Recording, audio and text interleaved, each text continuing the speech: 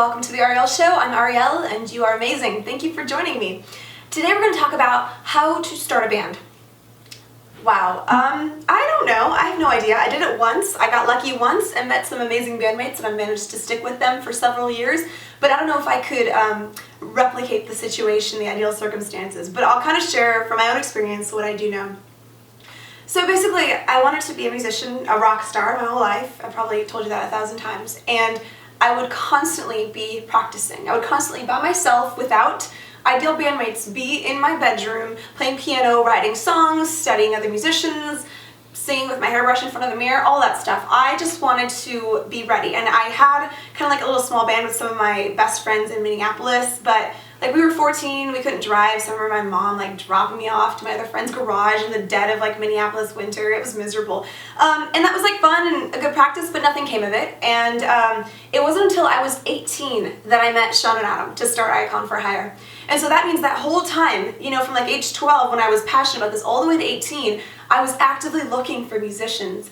And I really didn't find any. There were a couple kids at school that like said they played instruments and then we'd get together and they didn't really know. Like they think they can play guitar but they really can't.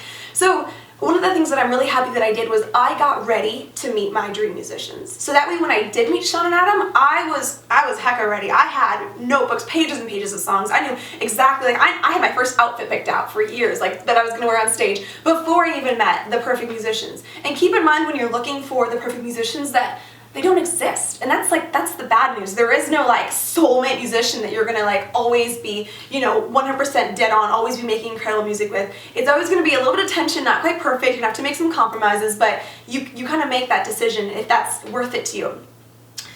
So when you're wanting to meet other musicians, if you haven't found them yet, a really good way to do it is like the ad thing. Like you put an ad in the music store, you put an ad on Craigslist, you just get the word out there. I feel like older musicians do that a lot. I don't think like a lot of like people that are like my peers are actually doing that. I think the way that a lot of times you can meet other musicians is you go to shows. So if there's a venue in your city, go to a lot of shows. You like get you know, hooked up with the owner, see if you can like volunteer, see if you can get backstage. Not in any way with like the intent of sucking up to the band or be like, I play bass, if you need me, here I am, because that's not going to be cool. It's going to be a total turn off.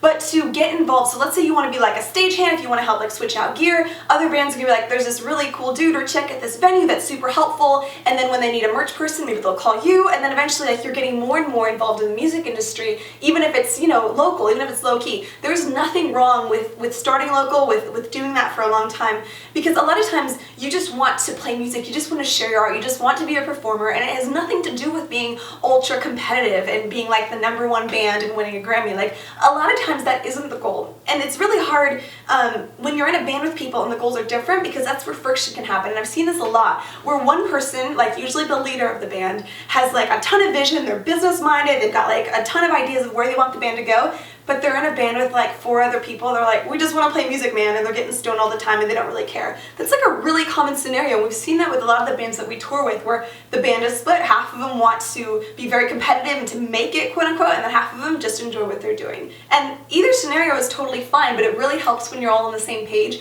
So the sooner that you can communicate that.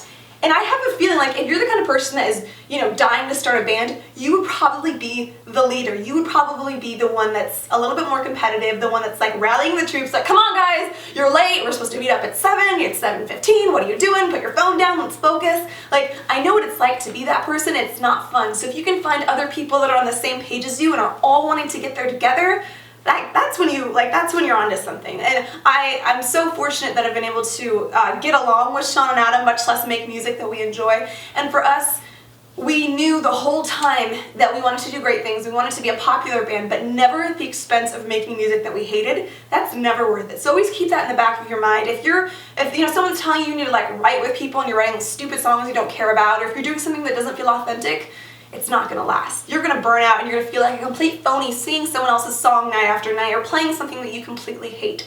So maybe, maybe get out a journal, maybe kind of write out a vision for the kind of band that you want to be in and get ready, because when other people, they're out there, they're writing their vision of, they're looking for you too, you know? So you want to be the kind of musician that when they're looking for somebody, they pick you because you're ready to go, because you've been practicing.